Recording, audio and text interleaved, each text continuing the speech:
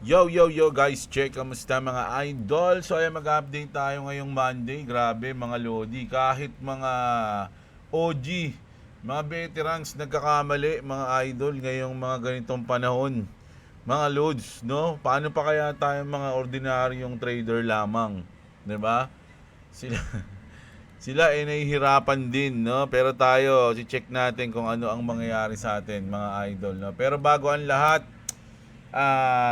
ang ating hours mga loads medyo nagkakaroon tayo ng konting pula mga idol kasi mga nasa 1%, no? Hindi ko alam kung aabot pa to ng mga 3-4% ulit kasi ganun lang ang nangyayari mga idol tataas tas bababa. So yun na, grabe. May position ako ng short dito mga idol. Ayun, nakita nyo ba yan? Tagalin ko yung aking stop loss. Wait lang, baka ano. Piyak. Ayan. Ito yung position natin mga Lodi. Ano na, profit natin? 49. Boom. 49 tayo. Magti-trailing na ako dito. Mga Lods, no? Magti-trailing tayo ng profit dito. Mga idol, no? Ulit.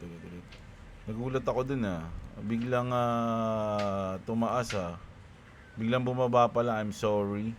No? So, positive. Ano yan? 34. O, yan, positive 34. No? Pero kasi pagka ganito, mga idol, parang gusto ko na mag-abang ng long Kaya, wait lang Gulat ako Pagtingin ko, biglang gumanon O, ayan. Ako, medyo pababain pa natin ng konti, mga idol, no? Konti na lang. Mga banda ulit dito sa mga posisyon natin nung nakaraan. 'Di ba? So, mukhang matindi to, mga Lodi. No, grabe. 51 na. 51 na. Take profit ko na kaya to, tapos magabang na lang ako, no? Mga idol. Hindi, bababa pa yan. Kasi baka biglang umangat nagkagulatan Take profit ko na to, mga Lods. No? TP na natin, na. Para at least nakita nyo. Buti na lang, nakita nyo. Close na natin. Okay, panalo. Panalo tayong 50 something USD. O, ayan, no? So, ang abang ko na nito is long, mga idol, no? Kasi kanina yung long ko, dapat tinake profit ko na dito Kaya lang, inabangan ko pa dito. Sayang yung mga 25 USD rin yun. So, maglulong tayo dito pero waiting, mga lods, no? Hindi tayo magpapadalos-dalos. Mag-update muna tayo. Sakto yung update ko Biglang biglang bumaba mga idol Kanina ano pa lang yan, dito pa yung naglalaro So ayan, tingnan natin. Trial tayo 52 USDT doon. So check natin ang ating balita muna. Bababa pa yan.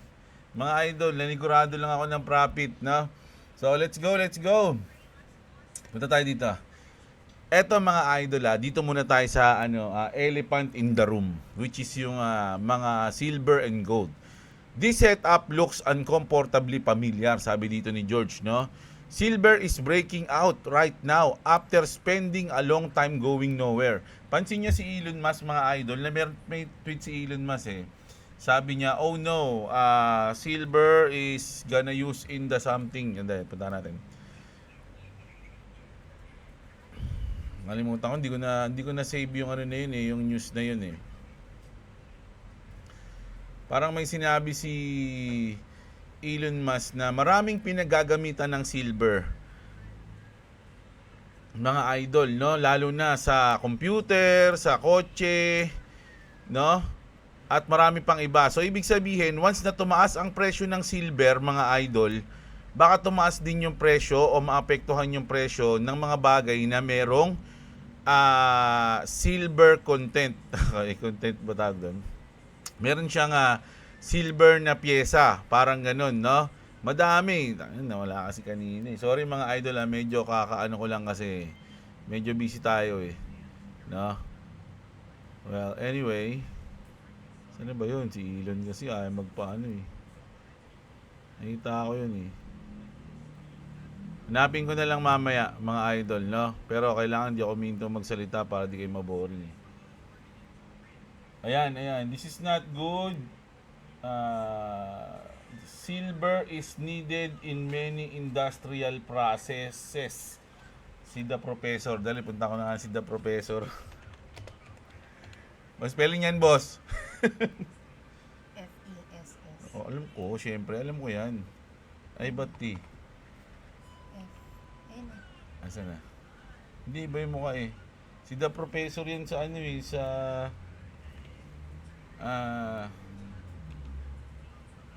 Ulo.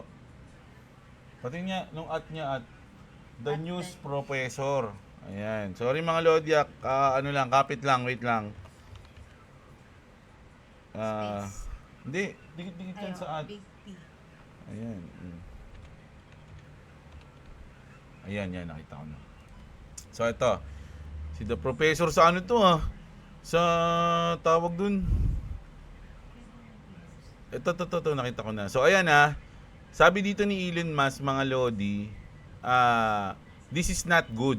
Silver is needed in many industrial process. So, kung titignan nyo mga idol, dahil pumapalo ang silver ngayon, baka maapektuhan din yung mga, yun nga, yung mga produkto na merong silver. Usually, sasakyan, mga chips, 'di ba? Yun yung mga ano niyan yun yung mga pinagagamitan niyan lalo na sa sasakyan, yung motherboard, yung board ng sasakyan, maraming ganun, no? If you line this up with Bitcoin, the structure looks familiar, sabi dito ni George, no? Long base, slow grind. Lots of people getting bored. Then a sharp move, once sellers are gone. This doesn't mean BTC has to copy silver tick for tick. Na kumbaga, hindi naman siya pwedeng gayahin na, alam niyo yun, yung identical. But when hard assets start moving, it usually tells you liquidity is loosening, sabi niya rito. Bitcoin is still in the part of the move where it feels heavy and frustrating. Historically, that's often what it looks like before momentum shows up, not after, no? So, tama mga idol, no? At eto pa ang pinakamalupit dito, mga idol. Medyo ito yung sinasabi ko kanina na ultimo mga OG, mga lods, no? Nagkakamali. Di ba? Sabi dito ni Robert Kiyosaki, mga idol, 11 months ago, emergency update, I'm selling my silver for Bitcoin. Sabi niya, no? Bibenta niya yung silver niya para bumili ng Bitcoin. Paano ngayon yan, mga idol, no? Ilang X ang nangyari sa silver. Yeah? Robert Kiyosaki says, I love silver 11 months after YouTube video claiming he sold his silver for Bitcoin. Pero kung pupuntahan nyo ngayon si Robert Kiyosaki, mga Lodi, ang sasabihin niya rito, I love silver. Ayan, silver breaks, ganyan. Silver bubble about to burst. I love silver. I bought my first silver in 1965. But is silver bubble about to burst? Kumbaga, di mo alam kung nagsasabi siya ng totoo dito o wala na siyang silver. Siguro may silver pa siya, kaya lang yung silver na binenta niya para bumili ng Bitcoin na mababa ngayon at silver yung lumilipad, medyo mali yung kanyang kalkulasyon. 'Di ba? Wala na siyang silver. Wala kang silver. Inutil, walang silver. Walang silbi yun, baka hindi na ganito iba. Ayan. No, sinasabi niya, ang point dito sinasabi ni Whale Insider. Ngayon, sinasabi ni Robert Kiyosaki na I love silver, keme-keme, ganyan, no? If you are planning to investing in silver, be patient, wait for a crash, then go or no. Ang dami niya ng pinapayo. Pero 11 months ago, sinabi mo, binenta mo lahat ng silver mo para bumili ka ng Bitcoin. 'Di ba? Ano ba talaga, kuya? Ano ba talaga, sir? Totoo ba yan? Hi ho, silver. Away. Tingnan natin. No, pwede na, asa na? Wait lang mga Lodi. Ito yung ayoko eh. Kung kailang mag-update ako, saka gumagalaw ng malupit yung chart eh. Hindi ba pwedeng pag nag-update ako, yung tahimik lang kayo? Ha? Kasi kapag nag-position ako ng long dito, kailangan handa akong tiisin to, layo pa dito. Nako, pero hintayin na lang natin. At least nag-profit na ako ng 50 something USD at pwede na ako maghintay ulit ng sure position, no? Okay na 'yun, mga loads, no? Magkano rin yung 50 USD? So, masaya na tayo dyan. Titignan natin to. Once na nagtagal to dito, nag-consolidate to dito, mga idol. Kasi, tignan ko lang Kung lalayo tayo ng 15 minutes time frame to, di ba? Ayun, sakto siya sa kalahati, mga idol, 50%, tinagos niya yung 50%. Ano ba ang 50%, mga idol? Sabi ng ating idol na si Boss Robo. Di ba? Good to sell and good to buy to, mga idol. So, nag-sell na tayo.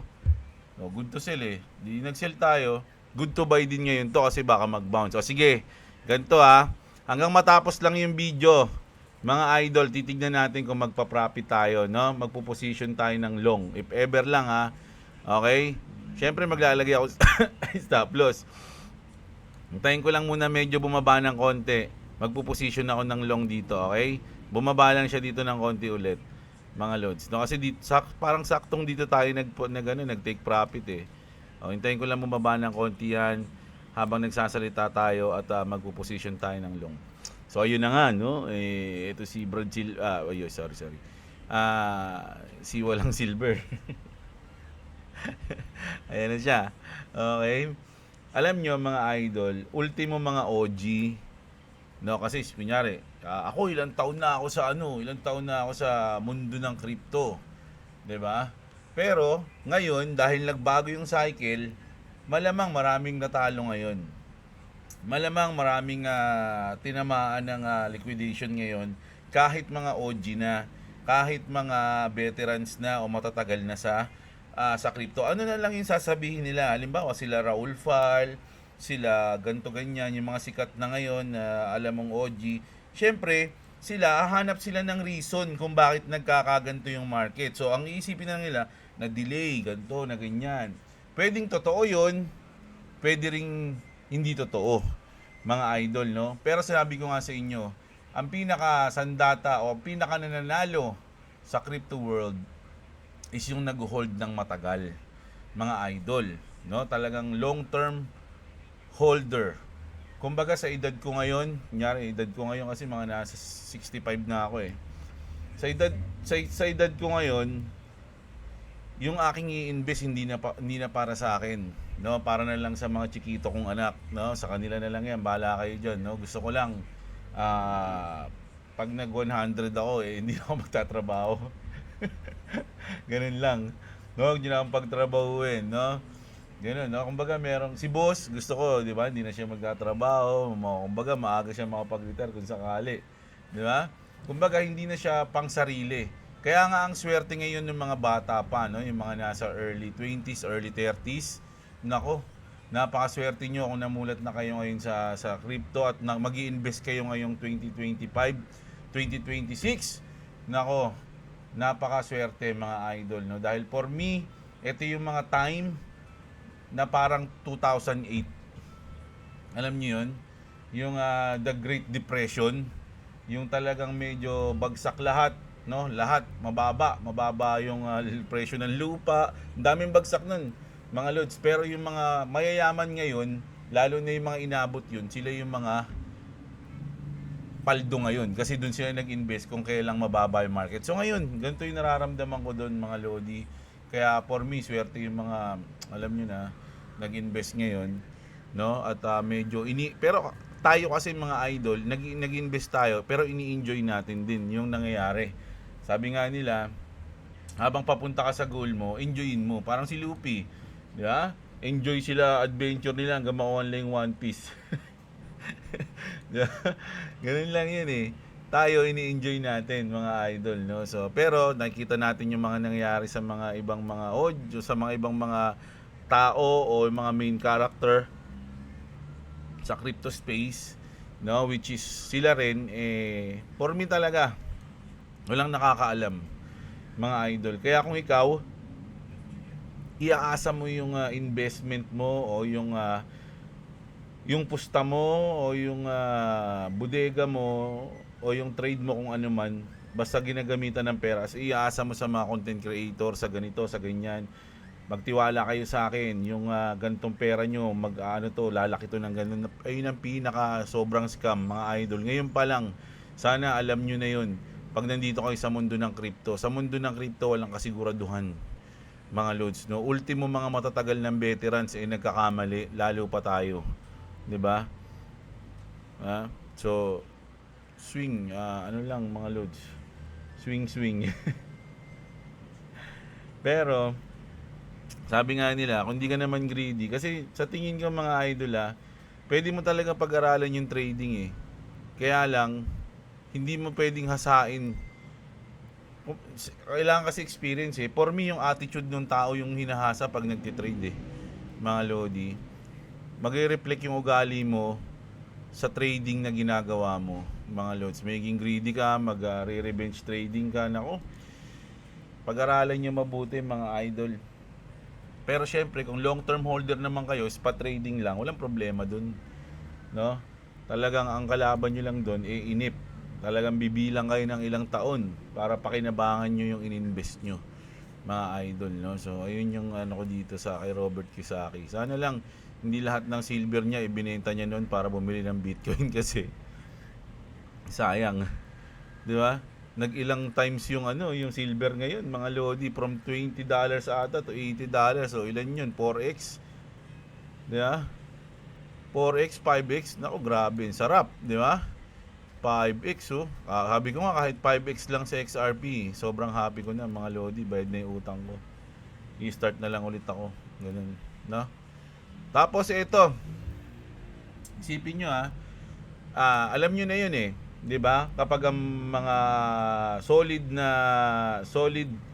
asset tulad ng gold, silver, no? Pag lumilipad niyan mga idol, tapos mag-top out na yan, next na pupuntahan na niyan is crypto. For me market, stock market, crypto, after na itong hype ng silver tsaka gold. Kaya etong mga to, nagiging bullish na sila, mga idol, no? Sabi nga dito, Bitcoin is going to 1.3 million. Grabe yun. We are still early, sabi, no? Sabi ng former PayPal president on Bloomberg. No? Sinabi niya sa Bloomberg na magiging 1.3 million yan. Napakaaga pa natin. Parang ganun yung sinabi niya. Global adoption is knocking pa lang. The financial system is preparing for a blockchain upgrade. And digital assets are the center of it, mga lodi. Digital assets, no? Hindi lang Bitcoin, yung mga ibang crypto na may utility sa space. Those who position early will ride the wave, no? Kaya nga sabi ko, swerte ng mga nag-iinvest na ngayon eh. Those who don't will be left behind. Ayun yung sabi niya rito, mga idol, no? So, sa tingin niyo ba tama si Marcus? Di ba? Oh my God! Dapat pala pagka-profit natin ng short, nag-position na tayo ng long no? Palpak talaga dapat kasi talaga Ang kulit kasi talaga nito market kung kailan mag-update ako saka siya na gumagalaw. Bale, easy lang mga lods, no? Mga bibigay yan, easy lang, okay, masyado mainip. Ito, if December close red, 75% of Ethereum's 2025 will have been red. Eto, papansinin nyo to mga idol Noong 2016, tatlong red din yung October, November, December natin. Pero sumunod na taon sa kanya, puro green, ang laki pa. Mga lods, no? Tapos, makulit pa nun mga lodi, October, November, December red. Pero pagdating ng January ng 2017, doon na humataw mga lodi. Tingnan nyo ilan yan 1, 2, 3. Tingnan nyo yung March 214. 1, 2, 3, 4, 5, 6. Di ba? After ng tatlong bearish na month simula October, ito na yung ating ito yung ating tawag dito, bull market ng 2017. No? Kita niyo yan? Pagdating naman ng 2019, 'di ba? Almost red na rin to, 0.5 lang to mga idol, no? Nag-green lang 0.53 lang 'yan. Pero negative na yung November, December. 'Di ba? Tingnan niyo yung sumunod na buwan sa kanya, no? Ng 2020. Ganoon, 'di ba? Dalawang green. Pero nung 2020, mga Lodi, grabe, no? Ang taas ng October, November, December, hanggang January, February, hanggang March, hanggang April, mga Lods, no? Ito naman, October, dalawang red, no? Ay, November, December, parehas negative. Pero sumunod nila ng January, February, March, April, May, June. 5, 6 din. 'Di ba? Puro green, no? Oh, pero nung 2024 natin, dito tayo nagbago. Mga idol, November lang nagpump. No? Alam ko October nga yan mga lodi. Sobrang baba lang siguro ng October noon. Kasi alam ko pagkatapos ng birthday ko yun biglang lumipad yung market mga idol So eto na. So etong 2025 natin mga lodi, kita nyo, ang daming pula. No, January, February, March, April, June. Tapos yung bear months natin, which is September, October, November, December, is puro red. Ano ang 2026 natin yan, mga lodi? Sa tingin nyo? Baka maging ganito yan, tulad ng 2017. Diba? O kaya maging 2023. O, 5 green. Ako mga lodi, malakas yung pakiramdam ko lang naman to na ang 2026 natin is talaga magiging solid, mga lods, no? Magiging solid yan, mga idol. And sana paghandaan natin, mga lods, no? Makapagbodega tayo hanggat di pa siya lumilipad ngayon, no? Para masama tayo sa liparot, no? Sa liparot niya, mga idol, no? Ayan.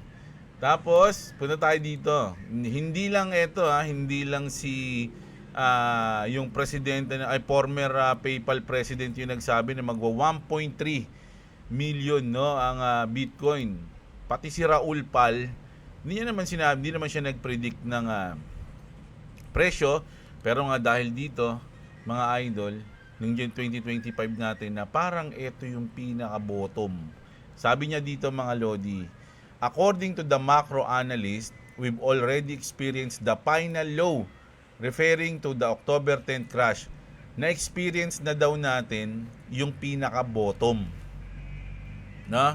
Mga OG to Nobody needs to buy the absolute bottom, which is totoo naman yun. Mga idol, hindi mo kailangan matsyempohan yung pinaka-dulo. Di ba? As long na alam mo na mag-up na from there, di ba? But the deep zone has been forming from November. Because after October, we had the November pullback. And then into the end of November, we had the final sell-off. No? So, ang sa tingin ni Raul Fal, mga lodi, ang bottom natin is October, November na, mga lodi. No? Doon na yun. Hanggang December siguro. Ayun na, kumbaga, nandito tayo. Parang paganyan tayo, mga idol. Kumbaga, ito yung October, November. Andito na tayo sa part na to. No, mababa pa rin pero pa-uptrend na, mga loads, no. So dito, ayan, sayang hindi tayo nakapag-position. Pero okay lang. Malay nyo, kasi mangyayari niyan, magpe-fake pump yan Iisipin yung iba, hahabol na sila dito kasi isipin nila palipad na, no? So magpo-position sila diyan. Uy, sige na. Stop loss na lang natin dito basta naka-position na tayo para pag lumipad kasama na tayo. Pero ang gagawin ni market maker, gagawin niya yan tas sa tingin ko mangyayari, nagpe-fake pump yan, mga lodi, para makataya si Jeblo. Okay? Easy lang kayo. Laging merong chance. Ayan pababa na. Di ba? Sayang din kasi kung naka-position tayo dito, tapos may guhit pa pala siya rito pababa bago siya lumipad, di sana dito na lang tayo position. 'Di ba? Mas maganda pa yung position natin, which is ayun yung inaasahan kong mangyari dito, mga lords, no? Imagine niyo lang yung mangyayari sa chart, mangyayari yan. 'Di ba? Ang galing ng tiyempo natin, take profit dun, no? Biglang umangat. Ito na. Ito yung last natin. Ang sa akin dito, mga idol, alam nyo, ako, naniniwala talaga ako na yung BlackRock, talagang dikit na yung bitukan yan sa Ripple or sa XRP, mga lods. No? Talagang sikreto lang. Naka-NDAs lang ng malupit yan. mga idol, no? Kasi imagine Bitcoin tsaka Ethereum lang yung apply nila ng ETF, 'di ba? At syempre kung mag-a-apply sila ng ETF, ang kukunin nila yung top 5 or top 10, no? Magdadagdag man sila ng marami. Ano ba yung mga nasa top ngayon? Oh, BNB, XRP, Solana. Oh, kasi stable coin to eh. Oh, so wala yung Tether, syempre. 1 2 3 4. Oh, sa tingin nyo ba itong dalawa lang na to ang kukuhanan nila ng ETF, mga idol? 'Di ba? Sa tingin ko hindi. So kaya sabi dito mga idol, BlackRock is aggressively staffing up its crypto ETF division to expand its product suite right now, no? Not later, now daw expand nyo na 'yan. They will launch their XRP Sol ETF in 2026 as the next set, no? Kasi sabi nga nila, ano 'yun, hindi na tayo mag-expand, Bitcoin lang tsaka Ethereum. Mag-expand na kayo. Sabi nga, not later eh. Gusto nga nila, now na eh. Di ba? They will launch their XRP Solana ETF in 2026 as the next set. BlackRock's goal is to have 10 billion ano ba yung, lagi ko nakakalimutan to eh. Management to eh. Tanong ko nga.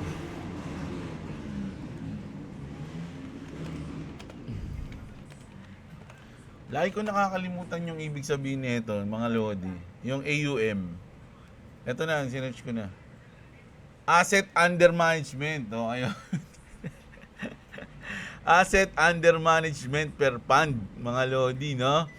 Yes, BlackRock is actively hiring for numerous roles globally as part of a significant expansion of its digital assets and cryptocurrency initiatives, which includes the successful iShare Bitcoin Trust IBIT ETF. The company is recruiting for positions ranging from associate to managing director levels across various functions. Key details dito, global expansion, which is siyempre BlackRock yan eh. The job openings span multiple locations including New York, Singapore, London, Dublin, Boston, and San Francisco. Focus areas, the new hires will work on firm-wide digital assets initiatives including crypto, stablecoins, and asset tokenization. This includes developing new crypto-linked products and expanding the iShares digital asset ETP suite. Role type. The roles cover a variety of functions such as product strategy, research, fund service, compliance, legal counsel, and software engineering. Strategic push. This hiring push is driven by success of its spot Bitcoin ETF and its tokenized liquidity fund on the Ethereum blockchain as BlackRock position digital asset as a core investment team. Kasi ikaw nga naman, kung ikaw yung pinakamalaki, mga Lodi, at may chance ka pa magkaroon ng iba, hindi lang Bitcoin at saka Ethereum, bakit hindi? 'Di ba? Eh kung gusto rin yun ng mga client mo, 'di ba? Ayan. If they get to that goal with the XRP, that's all of the XRP. Kasi pwede nilang bilhin lahat eh. Kaya nga sabi dito, depende na lang, no? Kung tataas yung price, di ba? Oh, ayan. Ayan yung ating news ngayon, mga Lodi, no? Grabe. So, ano sa tingin nyo ang mangyayari? Kasi ngayong week, Monday na ngayon, di ba? Check natin yung forex natin, mga Lodi. Alam ko Tuesday magkakaroon tayo ng FOMC minutes. Kaya lang ano to, mga Lodi. Tuesday sa kanila to, Wednesday ng 3 AM sa atin, madaling araw to. Mga idol, no? Ito yung mga sa forex eh. Pero meron silang sinabi ngayong week eh, maraming mangyayari ngayon, pero hindi lang nakalagay dito, no? Pero magiging volatile ngayong week, so mag-ingat kayo sa mga swing trader. Mag-enjoy lang kayo. Mag-enjoy lang kayo, mga Lodi, no? So, grabe to Sa tingin nyo kaya makakachempo pa tayo dito? Makakachempo tayo dyan, mga idol. Fake pump yan. Hindi, joke lang. Bala kayo mga Lods. Do your own research. I'm not a financial advisor. Huwag kayo umasa sa akin para bumili, mag-hold o magbenta ng kahit anong coins, no? Isa lang akong tambay na nagbabalita sa inyo, mga Lodi. Okay? Love you all, mga Lods. Alam nyo na, bukas mag-update tayo ulit, mga Lodi. Pasensya na, isang video lang tayo ngayon. Tatry ko bukas ng dalawa, pero I don't know. Pero everyday, itatry ko talaga magdalawa. mga Lods, para sa inyo, no? So, kita-kits tayo mga Lodi. Maraming salamat sa mga nanonood. Sana huwag nyo kalimutang i-like yung video natin. Napaka-importante ng like, mga idol. At syempre, subscribe kayo kung hindi pa kayo nakasubscribe. So, ayun lang. Maraming salamat. Magandang araw sa inyo, mga kapatid. Asan na yun? Mga kapatid. At, What's up, what's up? yeah. May sasabihin ba kayo doon kay Kilobis, May? Ha? I-try nyo lang isulat daw yung si Furry Baby. I-try nyo lang daw yung mga chance, mga Lodi. Lahat ng mga hindi pa nasesenda ng GCash. Try nyo lang isulat yung number nyo, mga Lodi. No, kasi si Fur Babies, Renz Gaming at si Demon New. Ayan, yun. Try nyo lang try isulat, mga Lods, no? Kasi nawawala Hindi namin alam kung bakit Pwedeng ang gawin nyo parang ganito, di ba? 0, lakihan nyo lang yung mga dulo. Ano yan? Ay, sorry. 0, tapos ito 9, 1, 9, gano'n. Yung mga dulo lang. Para parang ayun na yung space. Try nyo, no? Kasi hindi rin namin alam kung bakit nabubura ni YouTube, mga Lods. Wag na, okay na yun. Ano na lang. Basta try nyo nang i-try kung ano yung pwede hindi tanggalin, mga Lods, no? Andyan lang yung budget na para sa inyo, hindi namin ginagalaw. No, waiting lang sa inyo. So, kita-kits, mga Lods, no? Yun lang. Thank you.